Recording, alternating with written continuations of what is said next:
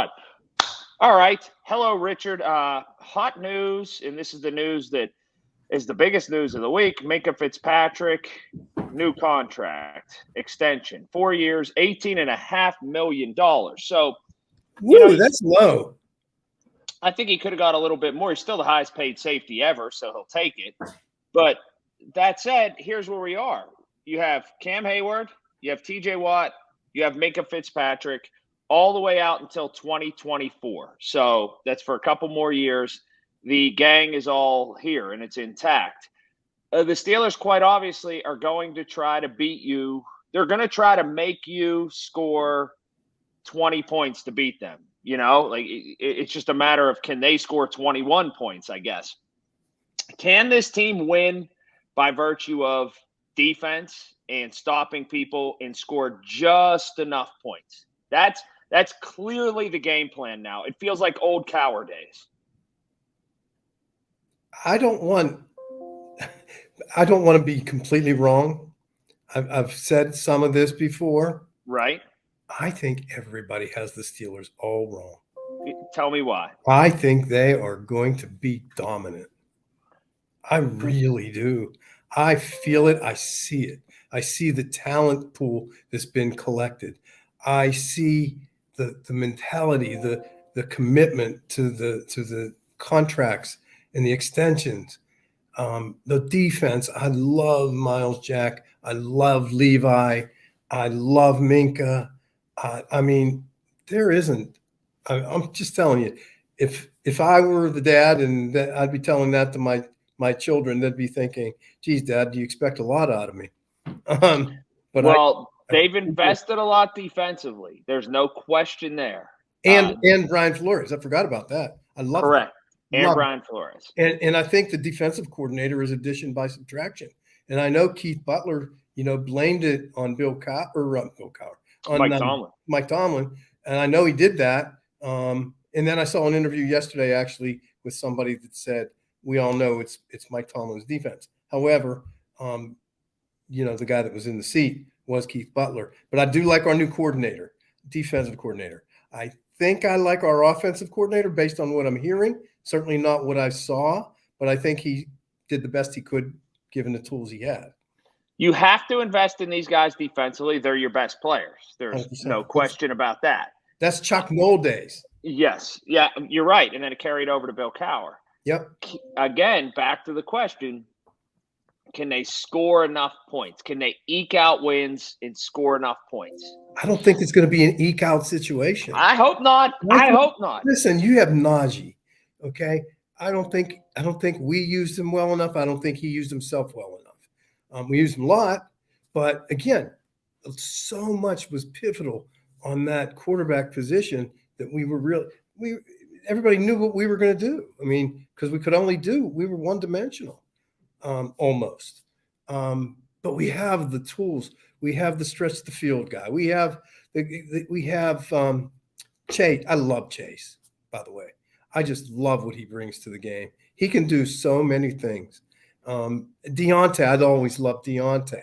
I mean, honestly, you're just really overwhelmed with talent.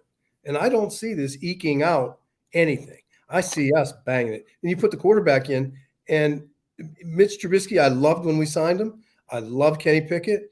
I thought, if they're both at the same place, the season starts, I did say last week I would start Kenny Pickett, but it appears that they're not at the same place if you believe what you read, right? So if it's Trubisky, I'm rambling, and I'm sorry because I like it. I'm excited about it. I think the Steelers are going to be great. I'm very excited, but I'm also a bit more apprehensive than you are. Well, because you're smarter about the sport than I am. No. I like Trubisky a whole lot. I am just still worried about the offensive line. So that's been an ill of this team for a couple years now, and I just wonder. And I'm not saying one offensive lineman makes a difference, and I'm not looking at this thing negatively. He does. But Kenny Pickett, if you're not going to play him, that could have been turned into a first-round offensive line pick. And that offensive line first-round pick walks right in and plays for you. I hope. Here's my fear. I'm just going to tell you my fear. I hope that the Steelers aren't one player away and they get to the playoffs and in the next couple years they play very well and they just miss. And the Steelers and Kenny Pickett's just standing there and Trubisky's really good. And they're just one player away, because I'm always going to say maybe that one player was the first round pick in 2022. Okay, so I understand that logic and thinking, and and as I sit here and I wonder, I really like Trubisky. I'm with you, and I love him. I do too, and I really liked it when they signed him. I really did. I see the Kenny Pickett future thing, but I also see the Mitch Trubisky future thing. I mean, he can give you 12 years, 10, 12 years. And so if that's the case, to your point, you would think, well, there was no urgency then to draft that position as a franchise when we already feel we have a franchise. Or that they have a little bit of a hole on the defensive line now that Stephon Tuitt retired and they're one player away. I don't want to look into the future, but my gosh, I hope that's not the case. I don't think you can be one player away unless it's the quarterback position. See, that's a pretty good call, but that feeds right into something perfect. They felt like they maybe are one player away going into this offseason. Ben is gone. He retires. He's finished. So I thought when they got Mitch Trubisky, they felt like, okay, that was the one player away that we got. Why need to stockpile two? I'll never be able to answer this in my head, why they got two of the same guy. Well, put yourself in that position, though. Put yourself in the position. You draft them. Obviously, you believe you did the right thing, and then you come back and you sign him, and then you come back and you draft Kenny Pickett. Why would you do that? Not that you agree with it, but why would you do that even if you don't agree with it? What would be your mind thinking if you made that move? Well, I don't know, because generally first-round picks aren't insurance policies. So what I would say is if I made that choice, not that I agree or disagree, but if I made that choice, it would say to somebody that I didn't have the confidence in the guy I signed. That's what it would say to me. It would say that, absolutely. But I guess it's you and I, and we're different in how we look, and we're not scouts, and we're not coaches. But I got a ton of confidence in Mitch Trubisky. I have way more confidence in Mitch Trubisky than Kenny Pickett. I don't think they did. I do too, but I'm sitting here in my desk. But I mean, honestly, I'm just telling you that I don't think they did have the same confidence that we do. Because why would they do that then? Because they both are future. They're both young. How old's Trubisky? 28? 28, yeah. 28?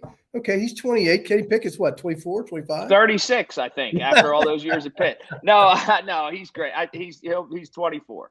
And I think so. I mean, there's not that big of a gap. He's got the experience, and what you read, I don't know. I'm not close to it, but is what I'm reading, is that accurate? Does it look like maybe Kenny's not shining so much in these? He was never going to be in a position to shine over the first 10 practices because of the catch up he needed to do in terms of an NFL playbook, learning the system, all of that. The best he could do was not look terrible, and he didn't look terrible. Have you been to the field? Yeah, I have. And have you? He just didn't look – he's not going to look spectacular. Did Mitch Trubisky look spectacular? Good enough. How much can you tell when they're not really playing defense full bore? Nobody's playing full bore, I don't know. What I don't want to see Kenny Pickett become is a gunslinger. I don't want to see him come out every play downfield. I don't want to see that. One thing that it just fascinates me in all of this, I did not know what to think of when Roethlisberger retired, when Pouncey's been gone a couple years now, and just the band kind of broke up. I thought it would be a humdrum sort of storyline situation around the Steelers and, the defense. I am more excited for this year than I have been in quite some time. And there are more storylines and there are more directions in which this team could go than seemingly for a decade. I 100% agree.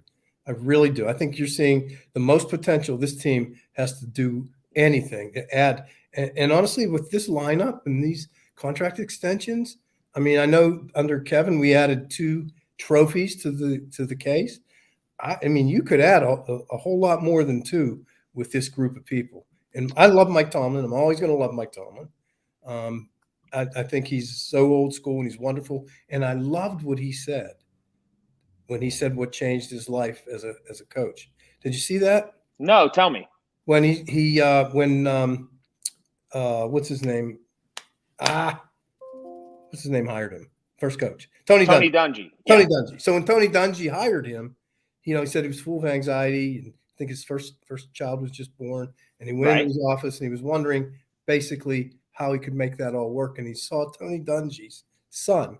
He had him in his office with him, playing a video game or playing Xbox or whatever, and realizing basically the balance, the life-work balance that you could still have in the NFL.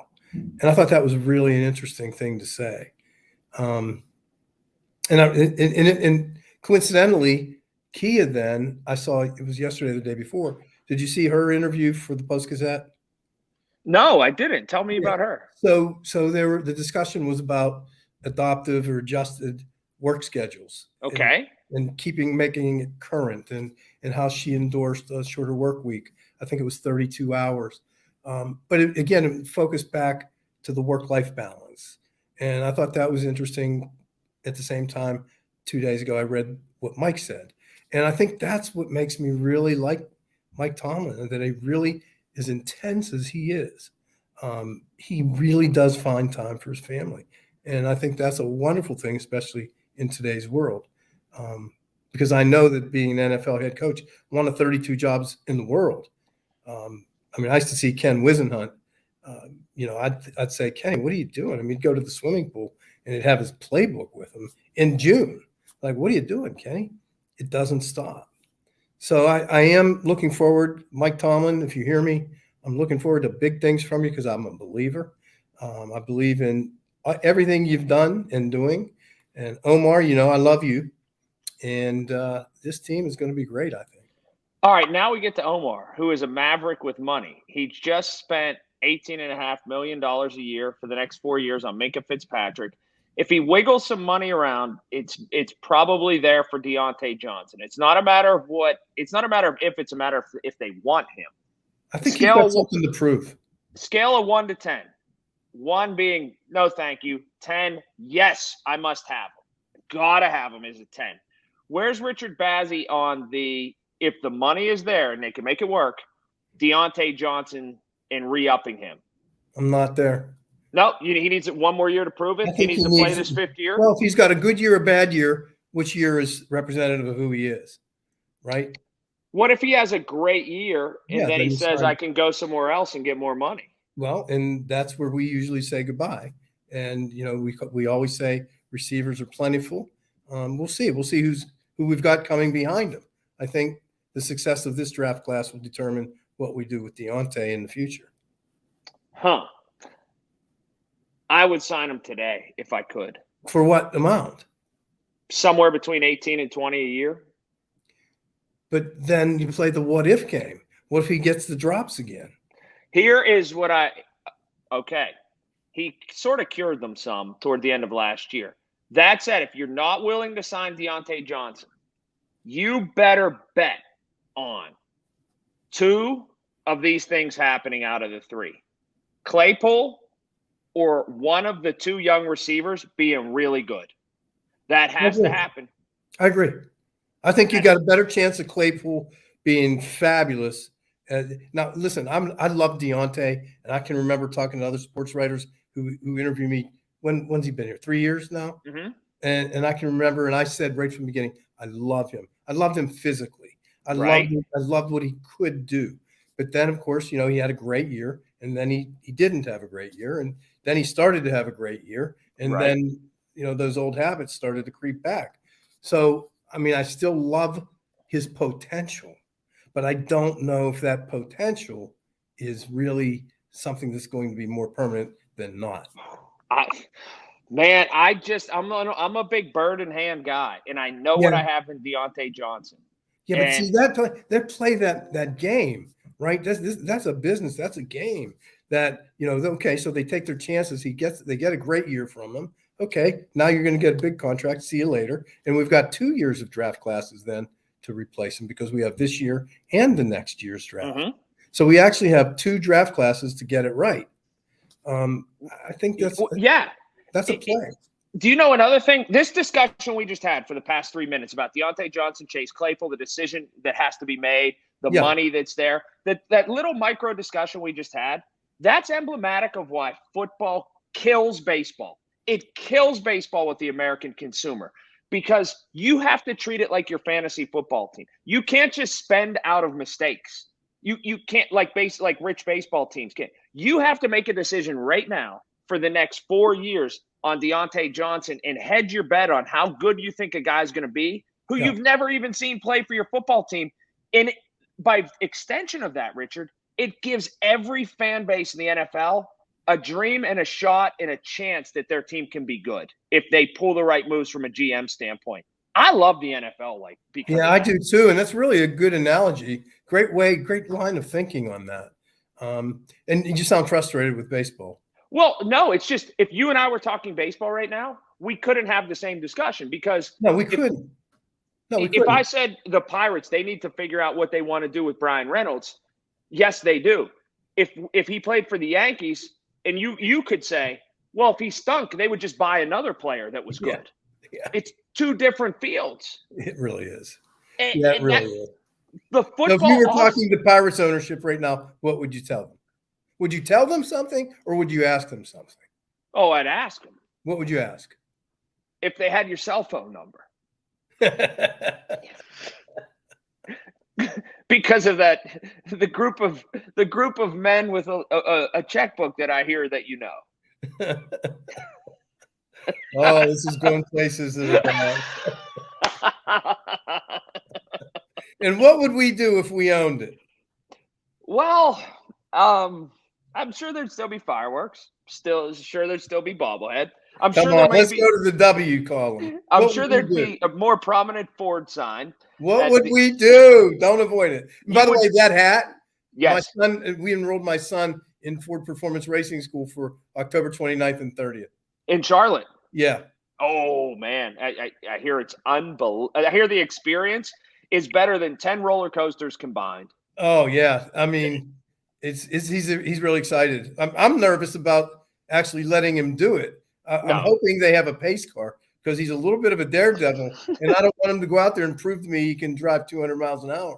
Well, I mean, why do it halfway? But anyway, what would you do if there'd be more wins? I know that it would eat you. You hate losing. It's not that you love winning; it's that you hate losing, and that's a difference. Well, there's a big difference in that, and that's an accurate statement. And I wouldn't tolerate it. Right. I wouldn't tolerate it. How could you do that?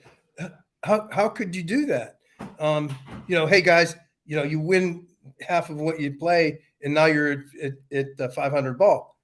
A lot of people think that the Pirates are at 500. They're doing well. No, screw that. Seriously, right. Come on, guys. Is this really? Do you really think? I mean, what's baseball? 2 arms, 2 legs. That's what the players are made of. It's what's inside. If you can't, and as a coach, if you can't find and have your guys dig deep down inside for you and for them and to find who they really want to be, then you shouldn't be a coach. And I agree. And I'm just telling you, I don't know the coach. I don't know who it is. I don't even know his name. But I would never ever tolerate this, ever. But that's why I'm telling you that football has become America's pastime and America's sport, because we can have discussions in June when there's no game for 3 months about the inner workings and the gyrations and machinations of a roster. And it makes so much sense because of decisions you have to make are going to affect you for a half decade right now. And you can turn it around in 2 years. Yes. Right? You don't have to get on that. Look at the Bengals. Yes. Oh, God, don't start. I hate that. But look at Jacksonville. They went the other way. They went from the top of the mountain to and do you remember who predicted when it's boom or bust? Do you remember who predicted bust for Trevor Lawrence? You. I did. And you don't think it's over. You think he's going to be great. I think he's going to be really good this year. Do you? They might not be good, but I think he's going to be really good because he finally got rid of Urban Meyer. What a joke that was. Oh, Oh, oh, What? How oh, embarrassing. just the worst. That's embarrassing. So, So you have him and you have Deshaun Watson. Now what? I I here's a think if you're the prediction. owner of the Cleveland Browns, you should be embarrassed. Oh, you should be more than embarrassed. It's You the should be worst Deshaun hire. Watson. And they vetted him. Apparently, he will never play another down in the NFL. I don't know if that's true or not, but I would tend to agree with it. I really would tend to agree with it. And I would not just tend to agree with what your prediction is, I tend to agree in the righteousness of that statement. I I really would. just I don't think he'll ever play another down in the NFL because it's one thing to have support from some quarters. It's another thing when you lose your own home support. When you lose the people that are supposed to support you, his own fan base doesn't want him at this He's point. never even had a home there. So No. you can't ask them to support him because he's never earned their support. He's never put on a football uniform for that team or city. I don't. You talk about entitled. My goodness. And it's so hard to understand for me how people can look. Say it's me, you, and the owner of the Cleveland Browns. We all look at the same set of facts. We all look at the same information, and we come up with such different conclusions. Like you would look at that and think, "No way! I don't want to invest my money in that guy." I would look at it and say, "No way!" And they looked at it and said, "Oh yeah, he's our future." How can that be? Well, when you're downtrodden for so long, it seems like you do anything to try to win. That's their mindset, not mine. I don't know. I don't get it. I mean, I don't know how you could do that. I mean, obviously, they're really reasonably intelligent people. They own a billion-dollar franchise. How do you look at that information, that set of data facts, and come to the conclusion that you can actually make that investment, Yeah, and and that's your future? and they made their money in a legitimate, hardworking business. He was the started the pilot truck stops. Is how Jimmy Haslam made his money. I didn't You know know, that. yeah, yeah. So it's not like he walked into some business or it was it was a long line of history of his family or whatever. He made that company go, and it's a lucrative company. Man, I just don't get it. Like, how do you like even the Pirates ownership? And by the way, I love the Pirates.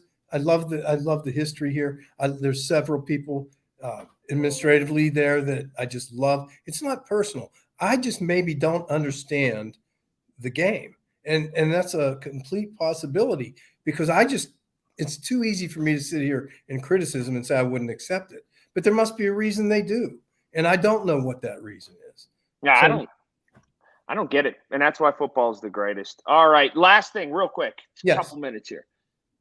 Best thing or worst thing, as now they're tinkering with Lamar Jackson is back at he's at their mini camp in Baltimore. I say let him sign a 10-year deal with the Ravens. It's the best thing that could happen to the Steelers. Go ahead and have him. We've seen the best of him. Yeah, I think so too. I agree with that 100%. But that does bring back another point. Bill Cowher was on your show, I think, right? Uh-huh. Didn't he say that you can't go into camp with 3 quarterbacks? It's not camp yet, but yes, he did say that. He did. And Too was he crowded. alluding to camp or right now? He was alluding to camp. Once you get into camp, it's too Right. crowded, he said. Too crowded because then it's not fair. Nobody gets enough reps. Correct. Okay. So did he talk about Mason Rudolph? Would he dump him now? No, he just said he was vague about it and just said you can't have 3. But you could tell he was hedging toward Mason Rudolph doesn't really serve a purpose. So what's his situation? Do you think he has trade value? I think he has trade value once someone gets hurt at camp or in a preseason game, and that's why the Steelers are holding on to him on another team. Yeah. Someone will get hurt. And so you wouldn't deal him away before camp. I would have dealt him away 2 years ago, but now that you're asking, I would. If you've gone this long, what's another month and a half, 2 months, and hold on to him and wait for someone to get hurt in a preseason game, and then maybe you'll get a 5th or 6th round pick for him. Okay. You might as well string it all the way out. Yeah, I agree. The car's paid off. You might as well wait till I agree. And Lamar Jackson, stay in Baltimore. Sign a big $1 billion contract. 20-year, forever. 20-year extension. Stay there forever, man. And Jumpin' Joe, come on, man, get a new suit. Yes, there you go. All right. Well, we did it Okay. again. Thanks, We man. did it You're great. again, Richard. You are so great. Wonderful hat this week, by the way. Is that a new hat? It's it's out of the mothballs. It's new. It's new to the view. I sort of I really like it. I do. Thank you. Thank you. All I like right. yours better. Yeah. Well, it's branding. That's what it is. Thank you. Thank you. I will talk to you soon. Thanks, CD. See ya.